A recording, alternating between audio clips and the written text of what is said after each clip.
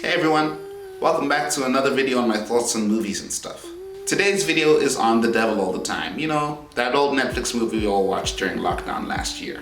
Set in rural southern Ohio and West Virginia. Mountain Mama! The Devil All the Time follows a cast of bizarre and compelling characters from the end of World War II to the 1960s. Now, all of these characters have their issues, and they all go about their boring lives doing these really disturbing things in really dark ways. There's Willard Russell, who crucifies his son's dog in an attempt to try and save his wife from dying of cancer. There's Arvin, who murders Reverend Teagarden because he impregnated his kind of, but not really, sister, Lenora, because he impregnated her and he knows that no consequence is gonna come of it if he denies the baby. So Lenora tries to kill herself because she doesn't want to be seen as a whore and have a baby out of wedlock. And so she tries to hang herself in a shed.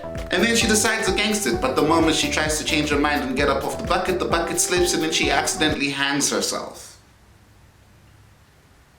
It's quite unfortunate, really. And you know what? That's only a fraction of the stuff that happens in this movie. But before we get into that, why don't you go ahead and subscribe and hit that bell to be notified about every time we upload. And if you'd like to show some further support, go on and become a patron. Patrons get early access and all sorts of other BTS content. So come on down and let us hold $1.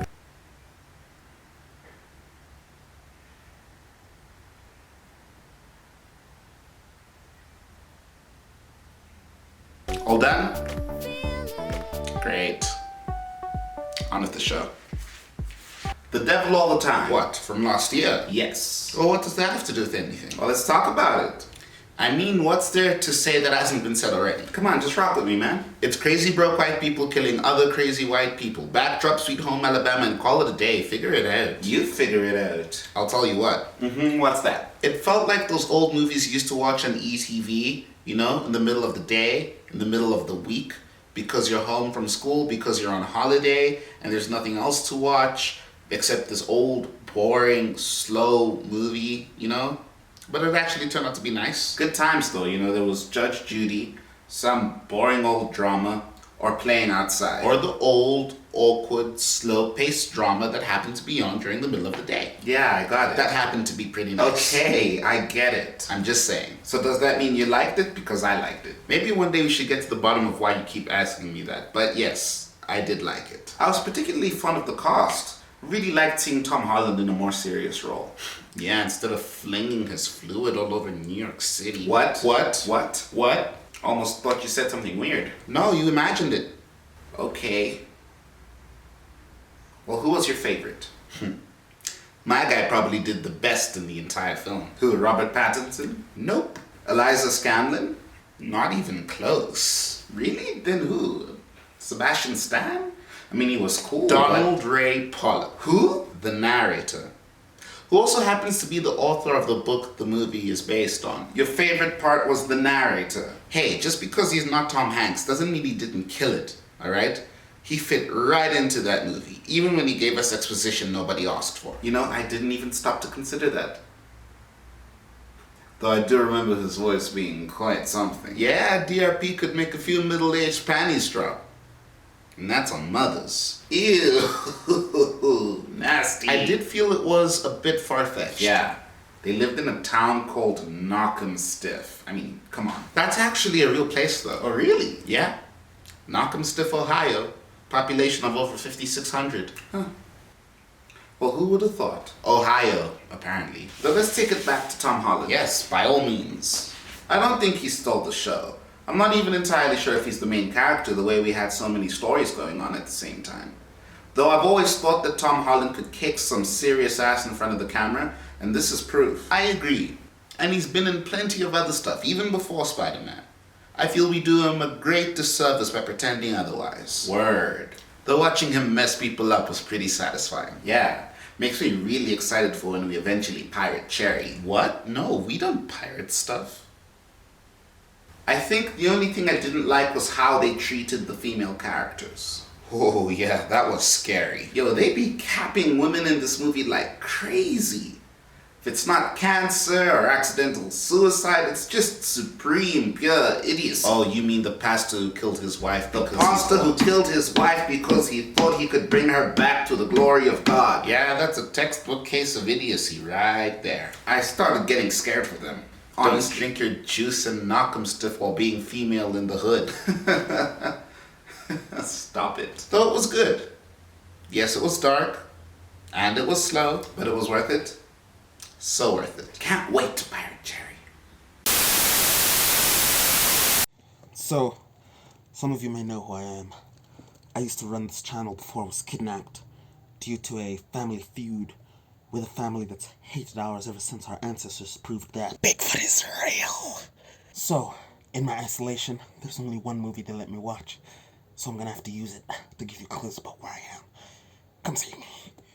Okay, so, The Devil All the Time is a movie on Netflix. I don't know what Netflix is. That's how long I've been kidnapped. Now, this movie is basically Cloud Atlas, but sad. What is this movie really about? What is it really about? This movie is about how death and pain and suffering are intergenerationally linked. Okay? Not just for black people who used to be slaves in America, but for white people too. That's what this movie's about. Okay, now, when you watch this movie, all you see is left, right, and center. They're getting killed, and killed, and killed, and killed. It's evil. Evil, I tell you. It's a very uncomfortable space, man. The Devil All the Time is a really good film, okay? Basically, what happens in this movie is that one man gets crazy as because he saw something in the war, and as a consequence, it makes all of his family members go through crazy shit down the years. And it's about how that's all linked. It's all linked, I tell you. Okay? Because what happens to him is what leads to what happens to his kid. Did you notice how in the movie he travels exactly 300 kilometers to get back to his hometown? He doesn't. That's how far you need to travel to get to me, where I'm kidnapped. Okay? But I don't know. What do you guys think?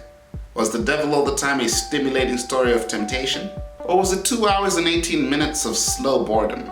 I for one think it was actually pretty good. Maybe it wasn't drop dead fantastic, which is the highest grade I can give anything in one of these videos, but it was still pretty good. I know quite a few people didn't like the movie, and I understand that it's not necessarily the kind of structure that people in my generation would enjoy. But when you've grown up watching these slow-paced dramas on TV because you had nothing better to do, The Devil All the Time actually feels really good in comparison because it's so brilliant. It's filled with these characters who all feel so exceptionally human. There's a little bad in them, there's a little good in them, they're all, flawed.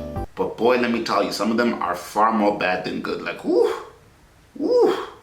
oh, terrible people. But much like the title suggests, and is also expressly said in the case of Willard Russell's character, they all seem to be fighting the devil all the time. Wrestling their inner demons, the devils within, their sin, their hubris. And sometimes they win, sometimes they lose. Most times they die. Yeah, it is what it is. There's a lot of themes that are tackled beautifully, like loss, redemption, temptation, and there's this magnificent cast that just brings flavor to the whole thing. I mean, look at this performance. Delusions! Blaspheming the Lord in your mind and in your heart for some wrong done to you by another person. But at the same time, I have to say, everybody in that town has the worst possible luck. Take, for example, Lenora and Arvin. The one day Arvin isn't with Lenora making sure that nobody messes with her is the same time that she gets caught up with Reverend Pedophile. The one time. I mean, come on, man. Also, I do feel that Lenora was a victim of Reverend Pedophile's rampant, on-brand, predatory chase of underage girls. But it also felt like those times where you're watching a horror movie and you tell the character to run instead of going towards the creepy noise that is obviously going to get them killed. But hey. So yeah, it felt like that. It felt like that. As I said before, it's not your action-packed, fast-paced film, but I feel that that really adds to its charm. It gives it more of an authentic, this is just how we do it in Knockemstiff, old-timey movie feel to it. Yes, it's slow, but it's slow for a reason. Quit your whining and get on with it like the rest of us did. But that's all for me, guys. If you liked this video, give it a big thumbs up. If you absolutely detested this video, give it an even bigger thumbs up. As I said earlier, subscribe and hit the bell to be notified about every time we upload. It really helps out the channel. And when you're done, you can go over to our Patreon and become a patron if you want to show some support. I have no idea what the next video is going to be about, but until then, I will catch you later. Bye-bye.